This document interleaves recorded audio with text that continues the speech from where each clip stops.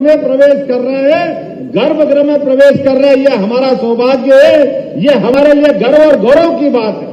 मुझे तो इस बात की प्रसन्नता है, जितने दक्षिण भारत में भगवानों पे लोग नाम रखते हैं, इतने तो उत्तर भारत में भी नहीं रखते हैं।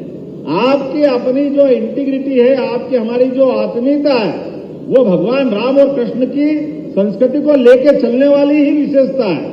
मुझे इस बात की प्रसन्नता है कि हमारी संस्कृति कभी किसी को अपमानित करने वाली संस्कृति नहीं है।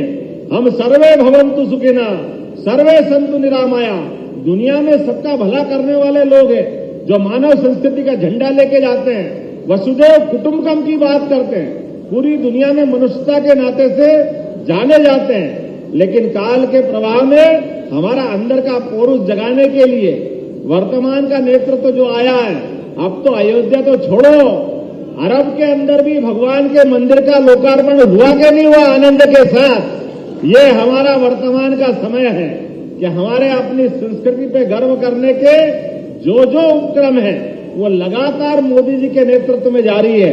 तो मैं उम्मीद करता हूं आने वाले समय में विकास के साथ अपनी संस्कृति पे गर्व करते करते, और दुनिया तो अब आप देख रहे होंगे, दुनिया के अंदर एक तरफ हमारे पड़ोस में ज्यादा दूर नहीं है इजराइल, लेकिन इजराइल का युद्ध चल रहा है फिलिस्तीन वालों से, और पूरी दुनिया में इस युद्ध के बादल अलग प्रकार से दिख रहे हैं। इसके पहले रूस में युद्ध चल रहा है, लेकिन हमने सबने देखा, क्या यूक्रेन, क्या रूस, क्या इजराइल, क्या फिलिस्तीन, हमारे ये जितने भी आपस में लड़ने वाले लोग, लेकिन भारत के नेतृत्व का झंडा, मोदी जी का डंका, हमारा एक भी बच्चा अगर फंसा है तो डंके की चोट हम लेके आ रहा है। दोनों तरफ की सेना हाथ जोड़ के कहते, भैया हम आपसे नहीं टकरा सकते, आपके आदमी को आप ले जाइए।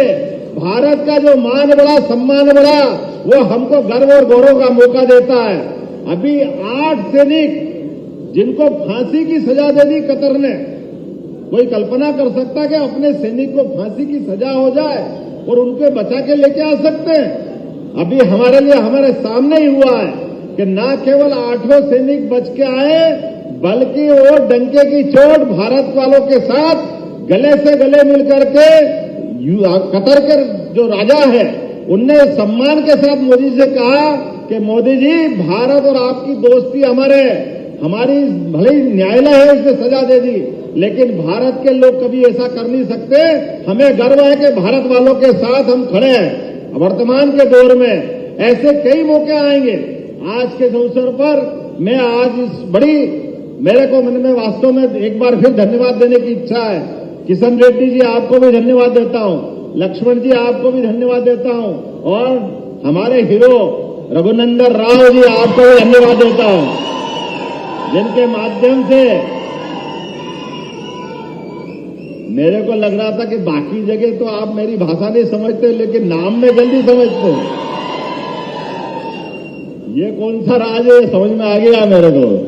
अब आप सबको एक ही निमंत्रण देता हूं, मैं मध्य प्रदेश की धरती से आता हूं, आप सबको भी बाबा महाकाल के दर्शन का निमंत्रण देता हूं। आप सब आइए, धूम धड़ाके से आइए। और जब से हमारी सरकार बनी मध्य प्रदेश में, हमने प्रयास किया है कि सरकार चलाने में जनता का योगदान होता है, और जनता का सम्मान ये सरकार के सम्मान के साथ जुड़ा रहता है। इसलिए जनता के हितैषी योजनाओं को चलाते चलाते हमने स्पष्ट संदेश दिया है कि सुशासन की स्थापना करेंगे, माननीय मोदी जी के नेतृत्व में डबल इंजन की सरकार चलाएंगे। लेकिन हमारे जिन पे गर्व है, जिनको हम सम्मान से देखते हैं, भगवान कृष्ण जहां जहां उनके चरण पड़े वहां वहां तीर्थ बनाएंगे, उनके देवस्थान बना करके हमारी संस्कृति पे गर्व का मौका लाएंगे। और भगवान राम जहां चित्रकूट से लेकर जहां जहां भी गए, भगवान राम हो, भगवान कृष्ण हो, धार्मिक पर्यटन को लेकर के हर स्थान को तीर्थ के रूप में बदलेंगे। उम्मीद करेंगे आने वाले समय में माननीय मोदी जी के नेतृत्व में किशन रेड्डी जी और लक्ष्मण जी के साथ, और हमारे रघुनंदन राव जी और हमारे भूरा नरहरिया गौड़ जी के साथ सब मिलाकर के हमारा जो सांस्कृतिक एकता का भारत है, इसको लगातार मजबूत बनाएंगे। आप सबने प्रेम से सुना, आप सबको धन्यवाद, बहुत बहुत धन्यवाद। भारत माता की जय।